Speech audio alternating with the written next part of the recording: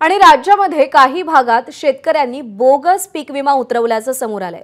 अस्तित्वातच नसलेल्या जागेवर लागवड दाखवून किंवा लागवड केली नसतानाही खोट्या नोंदी दाखवून पीक विमा उतरवल्याचं उघड झालंय। चांदवड तालुक्यामध्ये सहदेव गांगुर्डे आणि विजय सोनावणे या दोन शेतकऱ्यांनी प्लॉटवरती कांदा लागवड दाखवून एने प्लॉटवर कांदा लागवड दाखवून अवघ्या 1 रुपयांमध्ये पीक विमा योजनेचा लाभ घेतला। या योजनेतून या शेतकऱ्यांच्या पिकांचं नुकसान झाल्यानंतर त्यांना लाखो रुपये पीक विमा योजनेच्या माध्यमातून नुकसान भरपाई केंद्र आणि राज्य सरकारच्या माध्यमातून मिळाले असते। मात्र यंदा कोणतेही नुकसान न झाल्यामुळे सरकारची कोट्यवधी रुपयांची बचत झाली आहे।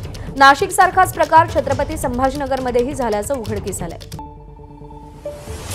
आता आम्ही हे बघा, शेतकरी जशी माहिती देतात जसे उतारे देतात तशा पद्धतीने आपण ते फिलअप करत असतो। त्याबाबत आपण हे पीक पेरा घोषणापत्र असतं ते आपण शेतकऱ्याकडनं भरून घेत असतो। यामध्ये शेतकऱ्यांची चूक आहे, त्यांनी जे दिले ते माहिती त्यांनी मी तशा पद्धतीने फिलअप केली। बाकी एवढंच सांगू शकतो। पीक विमा क्षेत्राच्या क्षेत्रीय स्तरावर तपासणी करण्याच्या सूचना प्राप्त झाल्या।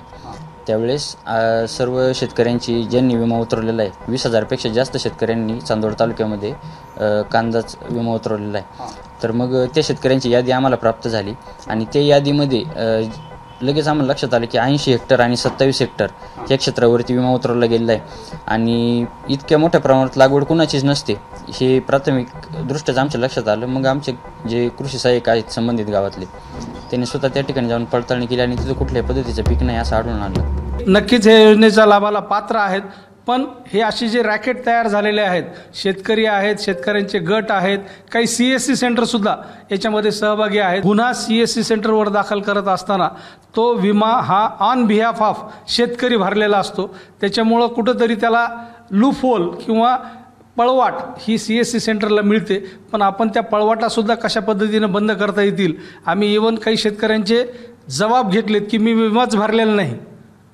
परस्परच भू अभिलेखवरून शेतकऱ्यांचे सातबारे काढून चुकीचे अकाउंट नंबर देऊन अशा प्रकारे काही शेतकरी किंवा काही स्थानिक नेते आणि CSC सेंटर असा प्रकार सर्रासपणे चालू आहे। आणि या सगळ्या संदर्भात अपडेट जाणून घेऊयात। शुभम बोडके आपले प्रतिनिधी सध्या आपल्या सोबत आहेत। शुभम, आपण अनेकदा बातम्या दाखवल्यात की विमा कंपन्यांकडून शेतकऱ्यांची फसवणूक केली जाते किंवा शेतकऱ्यांना विमा मिळत नाही, पण इथे मात्र उलटच घडताना दिसतंय। हा सगळा प्रकार उघडकीस नेमका कसा आला आणि आता यापुढे काय कारवाई केली जाणार आहे?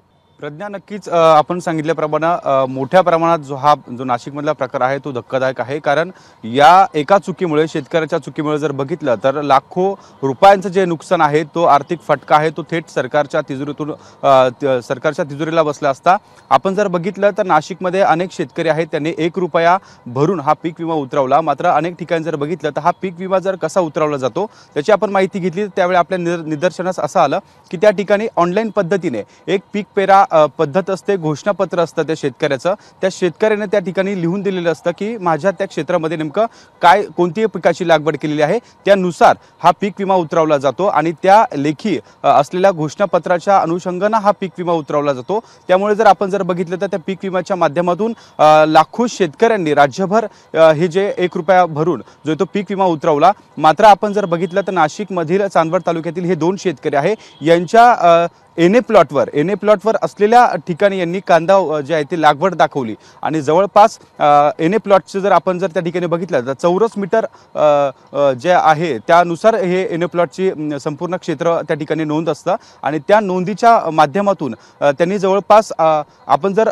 चौरस मीटरचा अंदाज घेतला आणि त्यात जर एकरी जर केलं तर एका शेतकऱ्यांनी 700 ते 800 एकरवर हा कांदा लागवड केलेल्याचं त्या ठिकाणी आपल्याला आढळून आलं। कृषी विभागाच्या माध्यमातून ही पडताळणी केल्यानंतर जिल्हाभरात एकूण जर बघितली तर मोठ्या प्रमाणात कांदा लागवड केली जाते। मात्र कृषी विभागाच्या अधिकाऱ्यांनी त्या ठिकाणी तत्परता दाखवली आणि नेमकी ही लागवड इतक्या मोठ्या प्रमाणात कोणत्या शेतकऱ्यांनी केली त्याची माहिती घेतली आणि त्या ठिकाणी जर आपण बघितलं तर कृषी विभागाच्या माध्यमातून ही धक्कादायक माहिती समोर आली आहे आणि एकूण जर बघितलं तर या शेतकऱ्यांना या संपूर्ण त्या ठिकाणच्या असलेल्या कांदा लागवडीतून जर नुकसान झालं असतं तर नाशिकमध्ये जर बघितलं तर अवकाळी पाऊस असेल, अनेक ज्या नैसर्गिक संकट आहे ते शेतकऱ्यांना ओढवले जाते। मात्र एक नुकसान झालं असतं तर सरकारी तिजोरीतून कोट्यवधी रुपये शेतकऱ्यांना द्यावे लागले असते। सरकारी योजना सर्वसामान्यांसाठी असतात, शेतकऱ्यांसाठी असतात, पण त्याचा असा गैरफायदा घेणं संपूर्ण समाजासाठीच घातक ठरू शकतं। शुभम, धन्यवाद दिलेल्या माहितीसाठी। एबीपी माझा, उघडा डोळे बघा नीट.